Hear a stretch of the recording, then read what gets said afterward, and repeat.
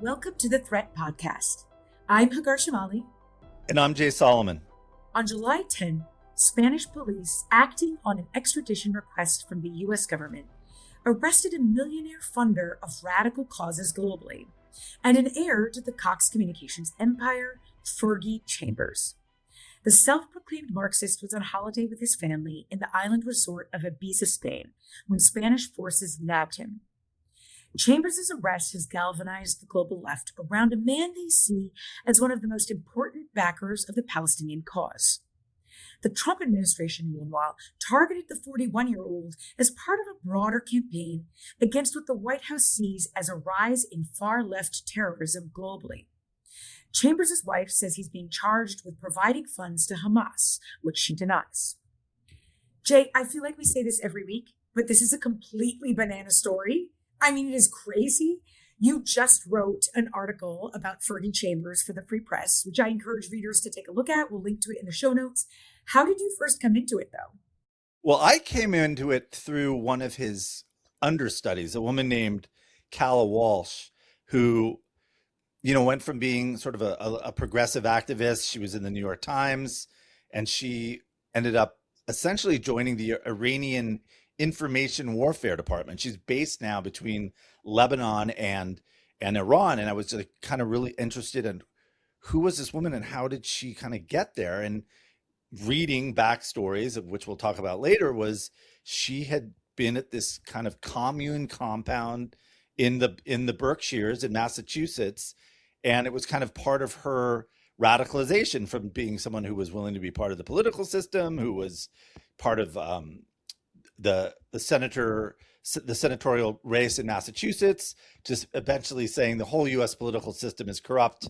I'm joining the revolution. And it was under this kind of tutelage of Fergie Chambers that I kind of found this was part of her path towards radicalization. So I got really interested in his story through Calla Walsh's story. And then since his arrest, I've been looking more into the role he's played in using this $250 million he cashed out on in 2023 to fund radical groups, particularly really focused in Gaza and other areas, but also globally. So I came into him through Calla Walsh, and the Fergie Chambers stories with his arrest has just gotten bigger.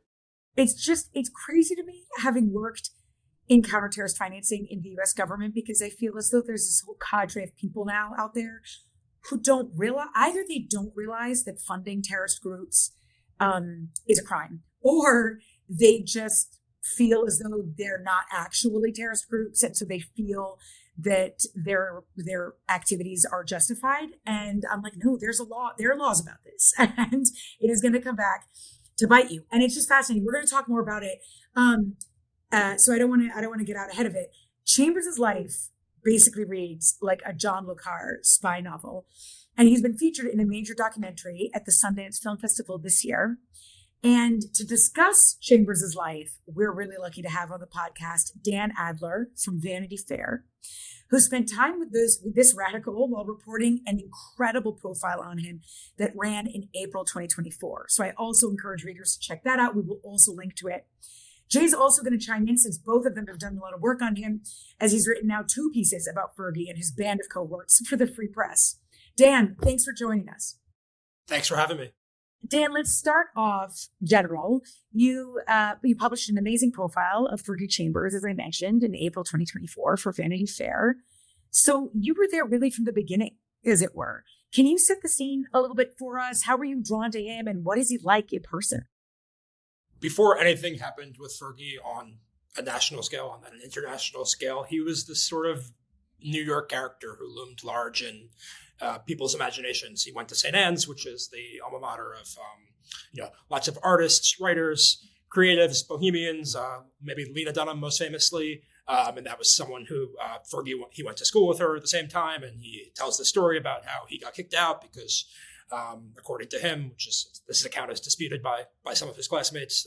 According to him, she ratted on him for dealing drugs when he was in high school. So it was like this sort of like urban legend that this larger than life guy who was really, really, by all accounts, a true believer in communism starting from the time really when he was in middle school, and then also an heir to this immense fortune.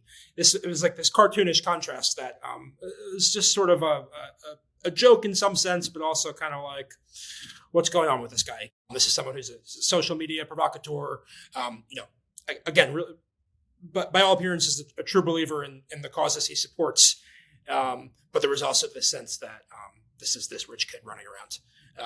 He by his own account, he's been very public about all of this, really struggled with drugs starting from a young age, in and out of rehab, clashing with his parents very visibly online. And it all sort of came to a head, I would say 2022 leading into 2023. Dan, a huge part of Fergie's story is that he cashed out from his family inheritance of $250 million in mid-2023. How central is Fergie's money to his life and motivations? Because his indictment appears very much tied to how he spent this money in particular. Yeah, it's hard to feel bad for anyone who has $250 million lying around, but I do think it represented and represents a real albatross. It's you have this immense unthinkable fortune.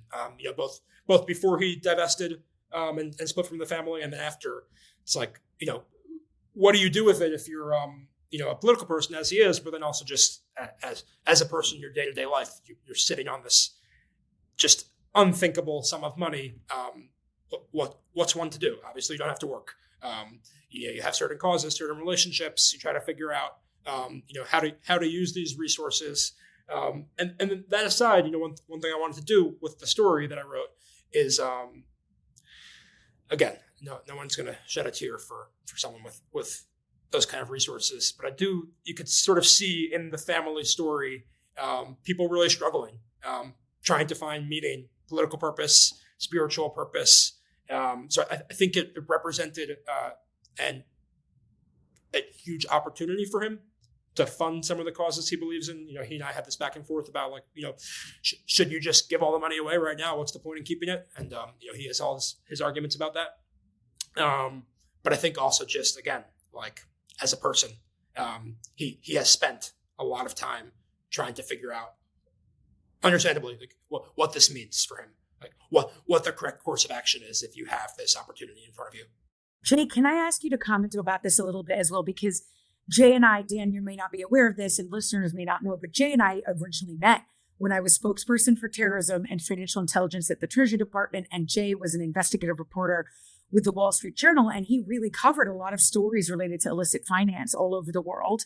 And so, this, and his piece, Jay, your piece also goes deep into all the different types of charities and efforts that Fergie Chambers funded and allegedly funded, including those that are very obviously directly tied to the Popular Front for the Liberation of Palestine, Hamas, etc., Samidun, literally U.S. designated terrorist organizations. So were you, Jay, what were you thinking when you were seeing all this, given the work that you've done, knowing the extent, knowing our laws, understanding that, how did you take all that? Was it ideological for you? Was this a guy who doesn't understand the law? Yeah, I guess I've been really wondering, like, did he understand it? Did he fly the coop because he knew he was about ready to get ensnared? I mean, like, this group Samidun, he openly funded Samidun, but at the time he was funding it, it was not a designated terrorist organization. I think he put out tweets shortly after October 7th saying he was funding Samidun because he believes in their mission to help get, Palestinian and Lebanese prisoners released.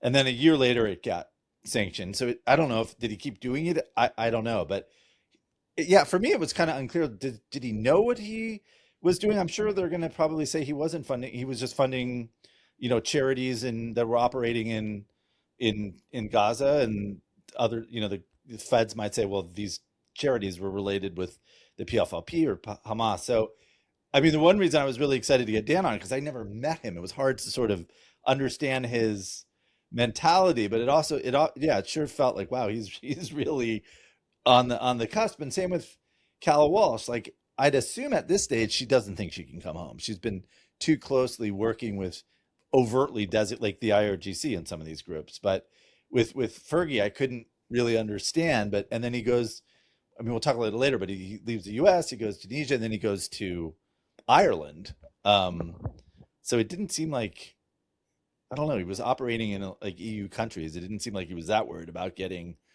wrapped up, which he eventually did in Spain. Yeah, I haven't been, it's not my specialty. I haven't been in the weeds of, like the exact nature of his financing and kind of what it does and doesn't mean from a potentially funding terrorism standpoint. But we did have sort of broader conversations about like how much he meant it. Because this, again, going back to sort of the idea of him as this New York character and the sort of lore surrounding him, there was this sort of debate among former classmates, former girlfriends, just like, what is this guy capable of? Does he actually intend to do something violent or support something violent, or is it cosplay? Is it like if it is radical chic? What's the knock-on effect of that? Does it actually lead to financing Hamas? I found him, and I put this in my story, a little bit bashful when it really came down to it. We had this experience where we walked past a group of cops and he started oinking and sort of set off this minor standoff between him and the cops in New York. And the next day he started blinking like yes. a kid? Yes. And then the cop got in his face, and Fergie had, I think, I hope I'm recalling this correctly. I think Fergie sort of spit in the direction of the cops, but not at the cops. And there was this, it lasted 2 or 3 minutes. It wasn't anything, too terrible. We just attracted a lot of attention from people who were, in the East Village eating outdoors. But it's like, that's a thing people do if they're like, you could be like an 18-year-old punk just trying to like, cause a little bit of a ruckus. And he texted me the next day saying, I was embarrassed by that. I sort of acted out in a way that I mean not to. And I would take interactions like that to mean, is this someone who's going to, one thing Jay and I have sort of emailed about, but we're still trying to piece together is, we haven't seen the indictment. He never really read to me as someone who was going to go to the extreme lengths that people thought he might. I thought a lot of the time the popular conception of him understandably outstripped what he was willing or able to do in terms of, real concrete political violence. Okay, I want to dig a little bit more into kind of giving the full picture of Fergie. Dan, when you were first reporting your piece, he was living in this compound in rural Massachusetts, as I understand, with a coterie of would-be revolutionaries, basically.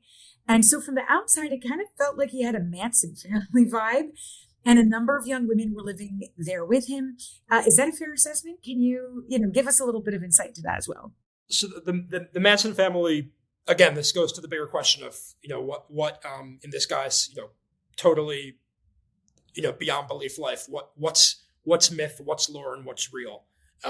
Here's what is real. Fergie Chambers paid $50,000, I believe it was, in bail for, I believe it was 4 young women between the ages of 18 and 27 who were arrested in a protest against Elbit Systems, an Israeli weapons manufacturer, in, I believe it was late 2023. So yeah. I think Calla was one of them, right? Calla was one of them. So what happens, what people see, and he was aware of this, and he and I talked about this, is that it's this guy who, he has this communist collective. There are these 4 young women, and he's paying their bail. Some of the sort of online chatter was that, it has this Manson family feel. I talked to people who had been to the collective. I talked to him a lot about it. Again, it was this sort of thing where he would have all these ambitions and projects, but could never really seem to really find a way for them to gel. The most extreme thing that happened with this collective, as far as I could tell, and talking to people who were adjacent to it, was they marched through the Berkshires, a nice little town. It was like people who went to fancy liberal arts colleges, and we're kind of like doing group activities. It felt from the outside, the way people talked about it, a lot more extreme than it actually seemed. And, this goes to one of the central questions, I think, with him and his self-presentation is, I don't think he necessarily minded people thinking that it was this, more outlandish set of circumstances. I don't think he minded people talking about him in this very sort of interested, scared way.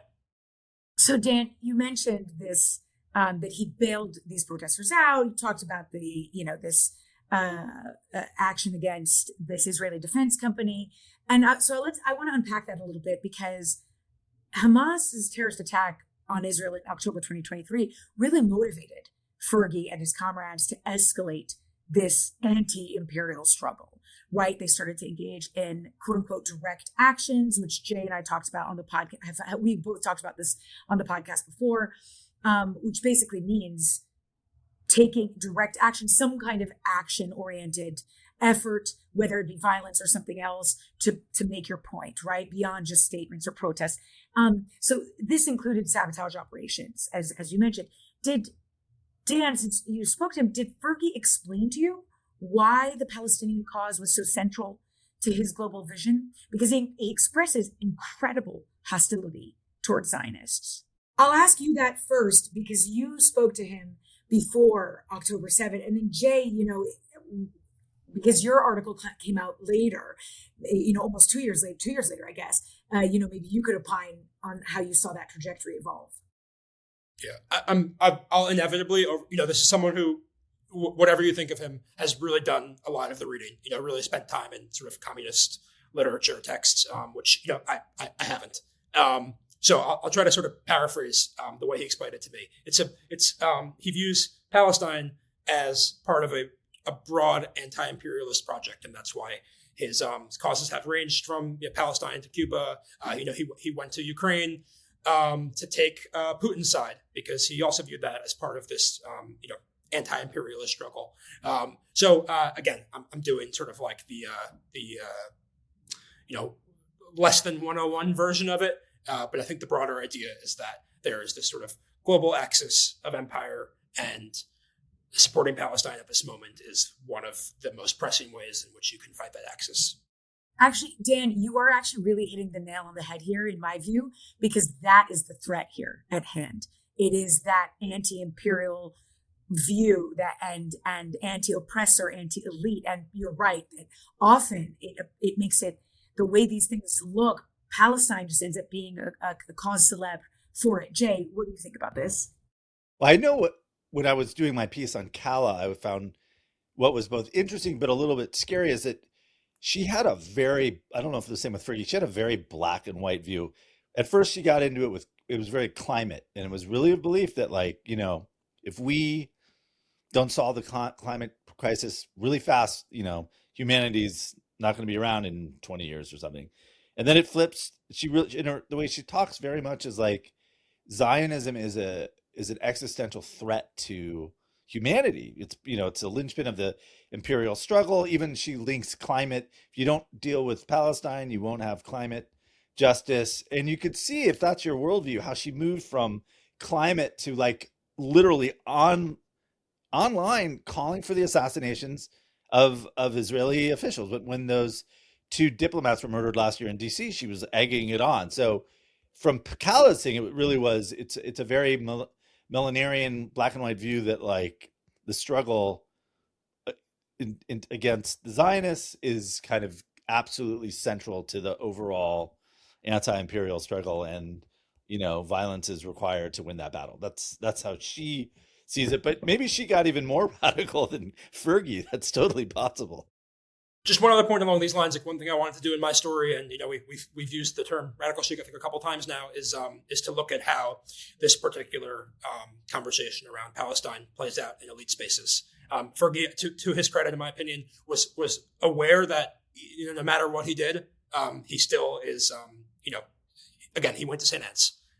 He's in this very it's still happening, but it really sort of crested, I would say, late 2023, early 2024, the way that these conversations were unfolding at Harvard, Penn, wherever else, and I viewed Fergie's work as of a piece with that conversation about how people in these very elite spaces were trying to navigate what they viewed as their complicity, what they viewed as their role in this age-old conflict. So, Dan, take us a bit, before he gets to Spain, where he is arrested. He goes to Tunisia before that. So he essentially flees the United States in late 2023 in the wake of the arrests of 3 of his comrades. He relocates to Tunisia and converts to Islam. Dan, you then video chatted with Fergie from his new base of operations in Tunis. So how would you describe his new life at that time? How did he seem in general? Yeah, I remember it very vividly because I was trying to.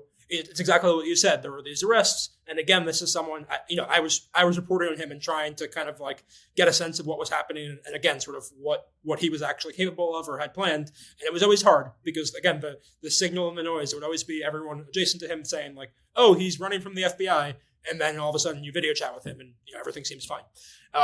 But so yeah, I'd been trying to track him down. I thought I was never going to hear from him. We had some reporting process. There's some a little bit of some points of contention, but finally I tracked him down. We'd been trying to set up a video call, and he was in a nice apartment. I'm not familiar with all the available real estate in Tunisia, but it looked sort of like higher end, sort of like sleek, modern. He looked comfortable. He was eating a sandwich. I believe he was rolling a cigarette, and he seemed genuinely reflective. He was trying to figure out. One thing he said to me that I put in my story is that he felt that these arrests of these young women had something to do with him, and that he could in some way be blamed. If these were 4 young women who, I forget the exact details, but I think they spray painted the Elbit building, they broke some windows,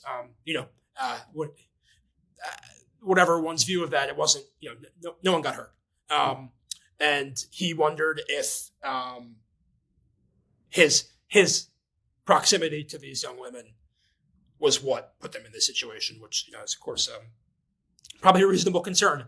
So he was trying to reckon with what his name meant, what his wealth meant, and what he should do next. I mean, one of those things is he understood the ways in which it would be caricatured. He converted to Islam. He's someone who's always sort of been experimenting with spirituality and sort of different paths in life.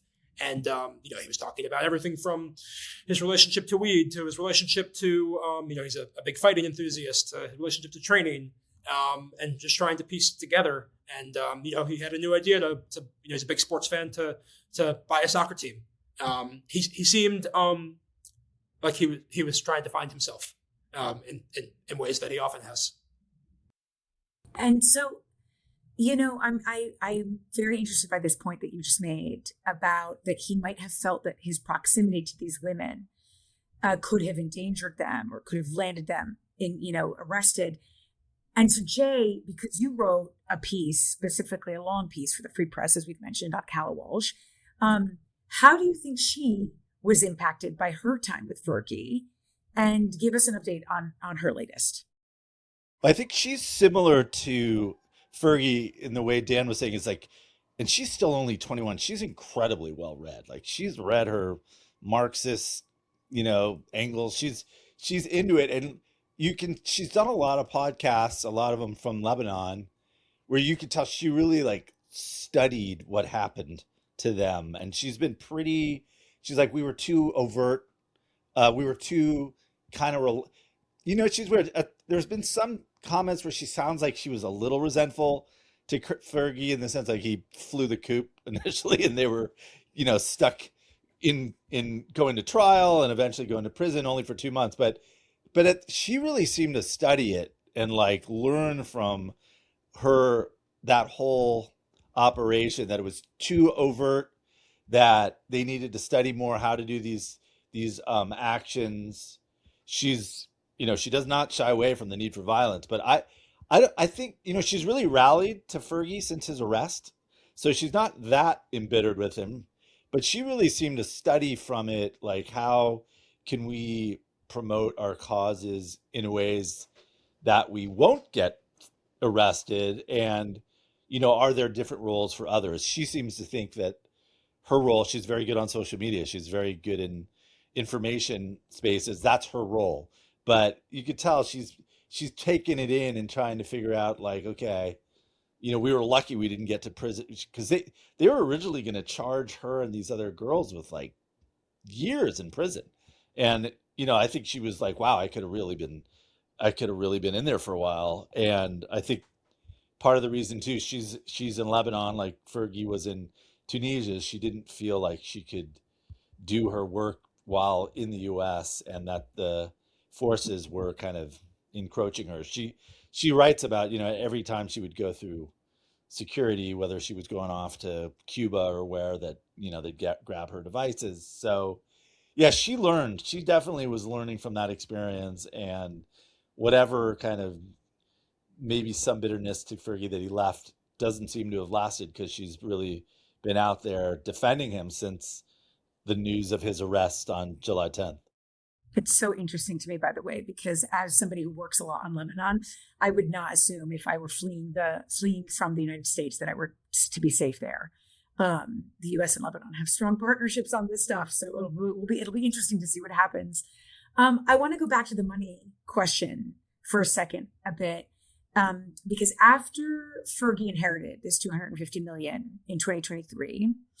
He then set up an investment fund with the help of Calla Walsh and others called the Babochki Collective. And the purpose of this fund was to essentially seed revolutionary and anti-imperialist causes globally. And it has also funded a lot of organizations in the Palestinian territories, as we've discussed. Jay, can you tell us more about Babochki? Because you wrote about it quite extensively in your piece, and how it's related to his arrest. I mean, the Babochki Collective is interesting because there's a Facebook post he made in November 9th, 2023. So while all this stuff is brewing, these sabotage on Elbit, and he's in a room with Calla Walsh and another of the women who did some of these collective actions, some of the two senior people from DSA, the Democratic Socialists of America, there, and he's basically announcing to the world, this is our investment fund. And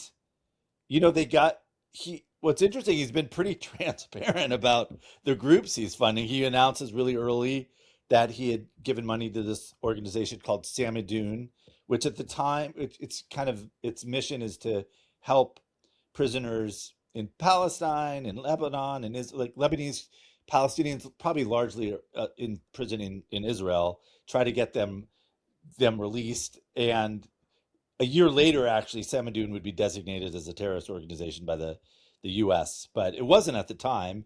And he and Calla Walsh he helps fund this organization called Palestine Action USA, which is essentially kind of a U.S.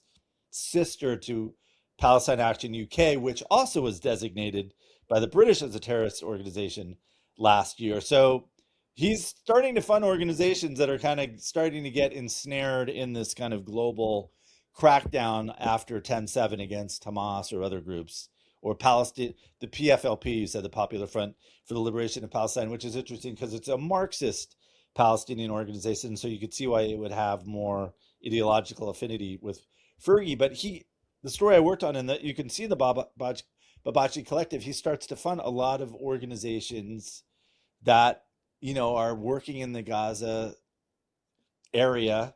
And in the investigation I did, some of the groups he's been funding allegedly also had relationships with affiliates or arms of the PFLP. So is that what he's being indicted on? It's possible. We don't know for sure. As I would say, we haven't seen the indictment. I've seen one story out of Spain that said it was directly funding Hamas. I didn't really see that. He did say he provided money to some of the flotillas, and I know Marco Rubio and others have said, we think the flotillas are essentially being funded by Hamas. So the Babochki was kind of working in this space. He put his money where his mouth is. He, like some of these groups, he was, I think there was one group called Mecca, which is kind of funding charities and children's in the Palestinian territories. A few months ago, he said he'd given over $750,000 to this one organization, which is another group that is being investigated. Does it have ties to the PFLP? So he was, it was like his own investment fund. He had his advisors, whether it was Calla Walsh or others, and they did kind of make good on what he was saying he was going to do. And, clearly now that he's been arrested, those investments are being scrutinized pretty closely. I gotta ask this question, and I don't want to be insensitive. And Dan, I'm wondering if you could talk to this because you met Fergie personally, but I gotta ask about, and I thought about this, Jay, I've thought about this when you and I have talked about Calla Walsh, when we talked about the woman who was arrested recently for sending $30,000 to Palestinian Islamic Jihad. What is the mental state of these individuals? I ask because I'm trying to understand how folks in the United States, who are for a large part white, educated, in some cases, like with Fergie, wealthy, how they get radicalized, how they develop these views. And so curious, Dan, if you can opine on mental health or mental state from your observation, and also his family. Is this a path that he was raised in, kind of like Calla Walsh's family seemed to support her, their daughter a bit more on these in this kind of far left world, but is that the case as well for again? I know there's a lot in there, but wondering if you could opine on all. One thing I tried to get at in my story is one of the great traditions in American wealth for the heirs to sort of go afield, and that could be to create experimental art projects. It could be to fund a communist movement. I think spending time with him, looking him in the eye, talking to him on the phone a lot, I got the sense that he really was trying to reckon with what it meant that he was in this totally unique set of circumstances. And then as far as, how his politics got to the point they did, he has a very intense personality. And, again, he's been very open about struggling with drugs, starting from the time I believe he was like 12, 13. People in life, are troubled, and he was troubled from a very young age. And this wasn't an outlet for him. I don't say that to sort of, cast doubt on his truly believing it, but he really turned to this over and over again. One thing I think you can see in my story is, he has periods of trying to be an artist. He has periods of marrying this person and then marrying that person. You see him coming back again and again to what he says is sort of the foundational cause in his life, which is, again, this anti-imperialist struggle, using the unimaginable circumstances he's been placed in and sort of turning them over. And, this is why he splits from his family, right? Because he's, saying, my family is the enemy of the people. They're funding Cop City in Atlanta. They're supporting, this or that Israeli cause. He's trying to kind of deconstruct what he came from. He's sort of trying to run away from it. But inevitably ends up coming back to it because, you are your father's son, that sort of thing. So it's a tough question. How do you get, we haven't seen the indictment. We don't know what he's actually accused of. We don't know actually what he's done or hasn't done. But by any account, he's taken some pretty extreme measures. By his own account, he has a pretty extreme personality. So I think it's a combination of, again, totally unique circumstances in terms of the amount of money, family issues that, anyone could relate to, difficulties with parents and trying to kind of find your own path in life. And again, just this personality, which, he is fairly self-aware about in my impression, which is, understanding that he has an appetite for attention, for spectacle, for trying to sort of turn himself into something, broader than what he saw in front of him. And some of these impulses to me are admirable. Trying to figure out what to do with the hand that you're dealt, and he was dealt a particularly wild hand. I think I'd struggle with that with Calla too, because I think like Fergie, she does have she likes to be in the spotlight. She was very at a very young age, she clearly wanted to have a big life, but she also, when I really looked at her trajectory, there was these posts online about being sort of sexually groomed by older people involved in some of the campaigns she worked on, and there was real bitterness there. And when she kind of writes that, our political system is exploitive. It's corrupt. I think part of it is she felt exploited by it as well. So I think was her in her trajectory, there was an element of, bitterness tied to some personal issues that played into her radicalization. It's just fascinating to me because I know, he's not, Fergie Chambers is not coming from a family, it doesn't seem at least, that has trended this way, right? His great-grandfather was an Ohio governor who ran for the White House in 1920. His relatives seem to have formally cut ties with him. So, I know that that's not the formula for everybody. It just, I find it fascinating. All right. I want to put it into context, as we wrap up, because Fergie's arrest doesn't come in isolation. The Trump administration has promised to lead a global crackdown against what the White House describes as far-left extremism and terrorism. And so I'm curious how Fergie's comrades in the global left are responding to his arrest, and whether we think, from a legal standpoint, in terms of next steps, are we expecting a major fight over the U.S.'s efforts to extradite him? I mean, I've been digging in this for the story. I mean, it's going to be really interesting. Certainly a number of big kind of progressive groups, ones involved in legal affairs, looking at cases globally, have rushed to his defense and are saying, he's a victim of his support for Palestine. I think he's got a lot of money. You get the sense he's gearing up to hire. I mean, I'm not based in Spain, but it sounds like he's hired some big lawyers in Spain to back him up. And yeah, I think they're going to make this, to try to turn this into a real global debate. And I think one really interesting thing is Spain has not been a supporter of the Trump administration. The prime minister has been a real critic of the Trump administration's policies. They joined the case against Israel at the ICC. So it's not the type of government that you would think would be cooperating with the Trump administration on an extradition request. And they could still, I don't know the exact time, but I think they have like 3 or 4 weeks to sort of weigh the evidence against Chambers and decide whether to extradite him. I know they've been mobilizing some protests in Madrid where he's being held apparently at like a maximum security prison. So I expect this to become a global issue, him to become a cause celeb on the left.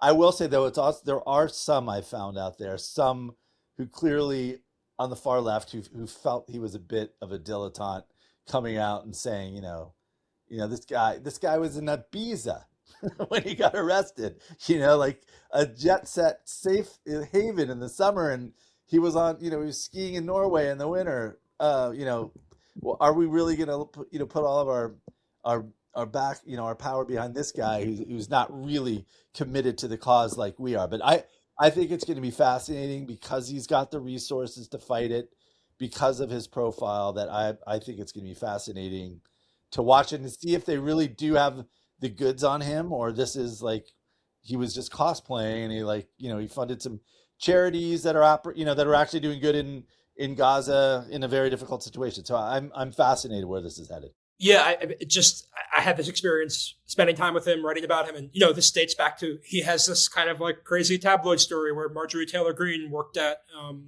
his CrossFit gym in Georgia. He's just like one of those people who, like Forrest Gump style, kind of like pops up and attracts a lot of resonance. And I just wanted to say, like, this is the ultimate example of that. If he is going to become sort of a symbol of either the Trump administration's crackdown on what they're calling again, global left terrorism, or whatever the exact words are.